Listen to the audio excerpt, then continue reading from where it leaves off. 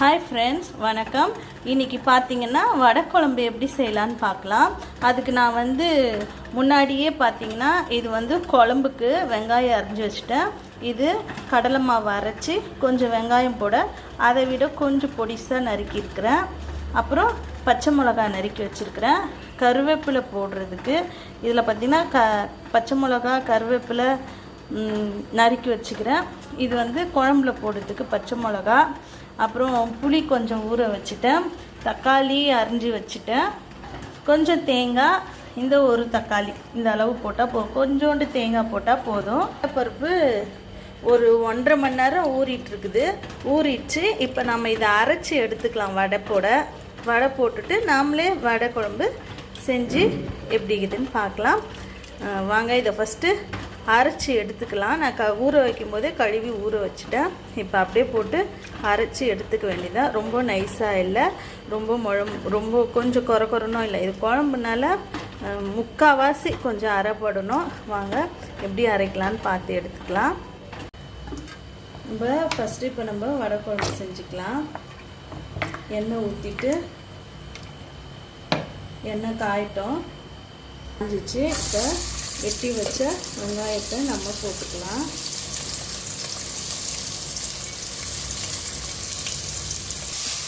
நல்லா எண்ணெய் காஞ்சோடனே வெங்காயம் போட்டு ப்ரௌனாக வர வரைக்கும் நல்லா எண்ணெயை வதக்கி எடுத்துக்கலாம். அதுக்குள்ளே நம்ம இந்த கடலைப்பருப்பை மிக்ஸி ஜாரில் போட்டிருக்கேன், அரைச்சி எடுத்துக்கலாம்.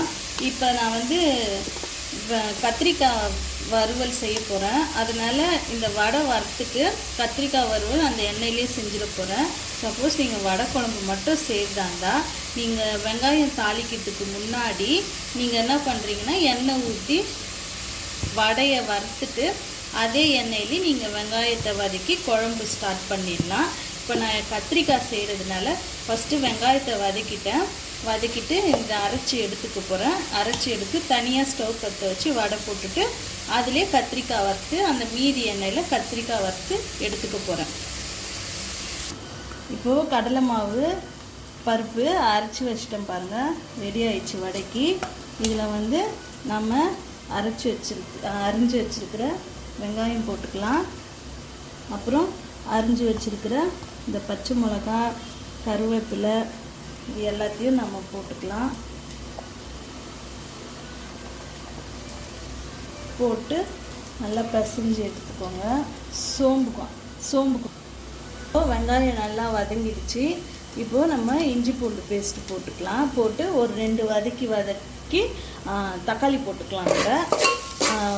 வடைக்கு நான் இப்போ ரெடி பண்ணிக்கிட்டே தான் இதையும் நான் செய்கிறேன். வெங்காயம் ஒரு 2 வதக்கிட்டு இப்போ நாம் தக்காளி சேர்த்துக்கலாம். தக்காளியில் மஞ்சள்தூள் உப்பு போட்டு மூடி வச்சிடலாம். அது வதங்கட்டும். அதுக்குள்ளே வடை போட்டு எடுத்துடலாம். உப்பு ஏன் போடுறேன்னா தக்காளி நல்லா சீக்கிரம் வதங்கிடும். நம்ம இப்போ மஞ்சள்தூள் உப்பு போட்டு 2 கலர் கலரி அப்பப்போ கலர்லாம் கொஞ்சம் வதங்கிட்ட தக்காளி. அதுக்குள்ளே வாங்க நம்ம வடை செய்ய பண்ணிட்டு இருந்ததில் மறுபடியும் அங்கேயே போகலாம்.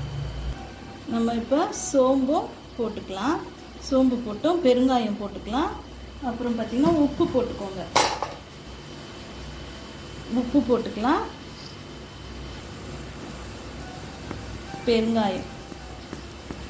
பெருங்காயம் கொஞ்சம் போட்டுக்கலாம்.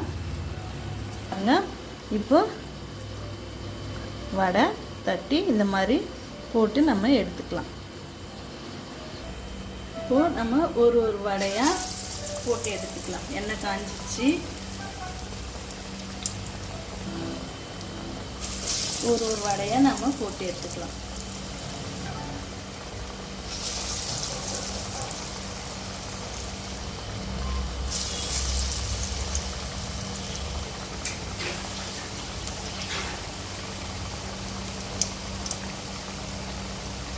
பாருங்கள், ஒரு சைடு வந்துச்சு.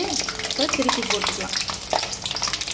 சிம்பிளாக நம்மளே வடை குழம்பு செய்யலாம்.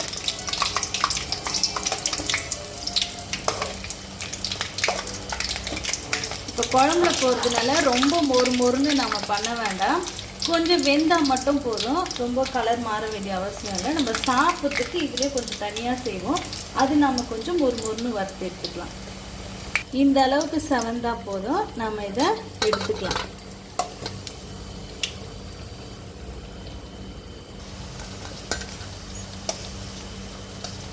நல்லா இந்த அளவுக்கு செவந்தால் போதும். இன்னும் இது நம்ம குழம்புல போட போகிறோம். இப்போ அடுத்த பேட்சை நாம் போட்டுக்கலாம். இப்போ அடுத்த பேட்சை நான் போட்டுக்கிறேன்.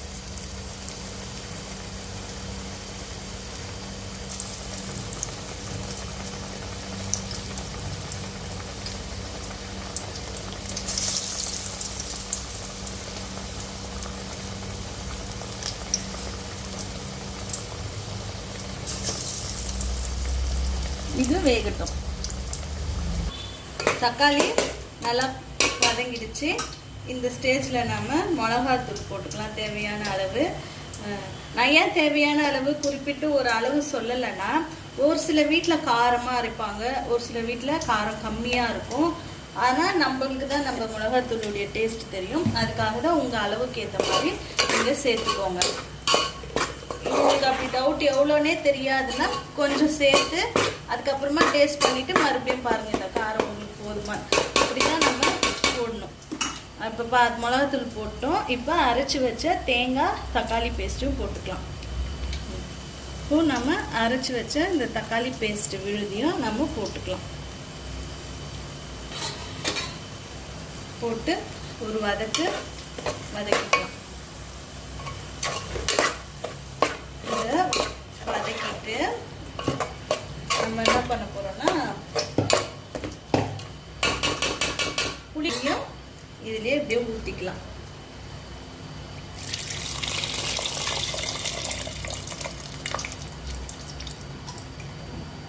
ஊற்றிட்டு தேவையான தண்ணி, இதை கொஞ்சம் தண்ணியாக இருக்கும்போதே இறக்கிடுங்க. திக்காக இறக்குனீங்கன்னா நம்ம வடை போடுறதுனால குழம்பு திக்காயிடும். அதனால் கொஞ்சம் தண்ணியாக இருக்கும்போதே இறக்கணும். நான் சொல்கிறேன் அது. இப்போ இன்னும் கொஞ்சம் தண்ணி நான் அதில் சேர்த்துக்கிறேன். நான் இன்னும் கொஞ்சம் தண்ணி சேர்த்துக்கிறேன். அந்த மீதி இந்த புளி கரைசலையும் கரைச்சி இன்னும் கொஞ்சம் தண்ணி தேவையான அளவு சேர்த்துக்கிறேன். உப்பு பார்த்து போட்டுக்கலாம். இப்போது நம்ம அரிஞ்சு கீரி வச்சுருக்கிற பச்சை மிளகா அதையும் போட்டுக்கலாம். போட்டுட்டு கருவேப்பிலை கொஞ்சம் போட்டுக்கலாம். போட்டு நறுக்கிட்டோம். இறக்கிறதுக்கு முன்னாடி வடை போட்டு நம்ம இறக்கிடலாம். மூடி வச்சுருங்க. நல்லா கொதிக்கிட்டோம். நல்லா குழம்பு கொதிச்சிடுச்சு. இப்போ நம்ம பாருங்க ரெடி பண்ணி வச்சுருக்கிற இந்த வடையை இதில் நம்ம போட்டுக்கலாம். ஒன்றா அப்படியே உள்ள இந்த வடையை போட்டு ஒரு 2 கொதி வரட்டும். ரொம்ப கொதிக்க விடாதீங்க, திக்காயிடும்.